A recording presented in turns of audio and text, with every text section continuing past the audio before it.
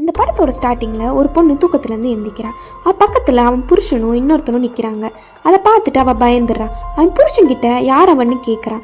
அதுக்கு அவன் புருஷன், இந்த சிட்டியிலேயே பெரிய பிளாஸ்டிக் சர்ஜன் இவர், உனக்காக சர்ப்ரைஸ் பிளாஸ்டிக் சர்ஜரி பண்ணுறதுக்காக வந்திருக்காருன்னு சொல்கிறான்.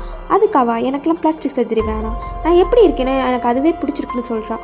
அதுக்கு அவன், ஆனால் எனக்கு இது பிடிக்கல, எனக்கு நீ மாறணும்னு சொல்கிறான். அவன் எந்திரிச்சு போய் கண்ணாடியில் அவள் ஃபேஸை பார்க்குறான். அதில் ஃபுல்லாக ஏதோ மார்க் பண்ணியிருக்காங்க. அதை அவள் அழிக்க ட்ரை பண்ணத்தில் டாக்டர் வந்துட்டு ஒரு ஃபோட்டோ காட்டுறாரு. அதில் ஏஐ யூஸ் பண்ணி நீ பிளாஸ்டிக் சர்ஜரி பண்ணால் எப்படி இருப்பேன்னு ஒரு பொண்ணு ஃபோட்டோ காட்டுறாங்க. அந்த பொண்ணோட ஃபோட்டோ அவளுக்கு ரொம்ப பிடிச்சிருது. அதனால இவளும் அந்த பிளாஸ்டிக் சர்ஜரிக்கு ஓகே சொல்லிடுறா. அடுத்த சீனில் அந்த பொண்டாட்டி ஒரு காஃபி கடையில் போய் உட்காந்துருக்கா. அங்கே சர்வ் பண்ணுற ஒரு பொண்ணு பார்க்குறக்கு அப்படியே அந்த ஃபோட்டோவில் உள்ள பொண்ணு மாதிரியே இருக்கா.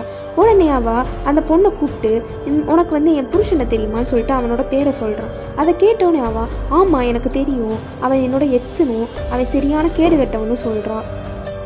அடுத்து 3 மாதத்துக்கு அப்புறம் என்ன நடக்குதுன்னு காட்டுறாங்க. அந்த பொண்டாட்டி அந்த புருஷன் ஆசைப்பட்ட மாதிரியே பிளாஸ்டிக் சர்ஜரி பண்ணிடுறா. அப்படியே பார்க்குறக்கு அவனோட எக்ஸ் மாதிரியே இருக்கான். அப்புறம் அவள் ரூமுக்கு கூப்பிட்டு போகிறா. கேமரா செட் பண்ணி அங்கே நடக்கிறத வீடியோ எடுக்கிறா.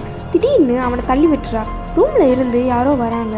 யாருன்னு பார்த்தா அது அவனோட நிஜமான பொண்டாட்டி. இவ்வளோ நேரம் கூட இருந்தது அவனோட எக்ஸுன்னு அப்போ தான் அவனுக்கு புரியுது. அவன் பொண்டாட்டி அவன் ஆசைப்பட்ட மாதிரி பிளாஸ்டிக் சர்ஜரியே பண்ணலை.